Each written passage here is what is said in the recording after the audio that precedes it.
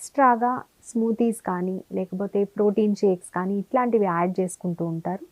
ఇలాంటివి యాడ్ చేసినప్పుడు అవసరానికి తగినట్టు క్యాలరీస్ మేరకు తీసుకున్నట్టయితే పెద్దగా నష్టమైతే ఉండకపోవచ్చు. కానీ ఈ స్మూదీస్ రూపంలో తీసుకోవటం మూలాన ఎక్స్‌ట్రా బెనిఫిట్స్ అయితే ఏమి రావు. మేబీ వాళ్ళకి పూర్తిగా ప్రోటీన్ అనేది వాళ్ళ డైట్‌లో తక్కువగా ఉంటే ఎవరైనా ప్రొఫెషనల్ సజెస్ట్ చేస్తే అంటే ఒక డాక్టర్ కానీ, క్వాలిఫైడ్ డైటీషియన్ గానీ సజెస్ట్ చేసినప్పుడు ఈ ప్రోటీన్ షేక్స్ తీసుకుంటే కొంత హెల్త్ బెనిఫిట్స్ అనేవి అవసరమైనప్పుడు ఉండొచ్చు.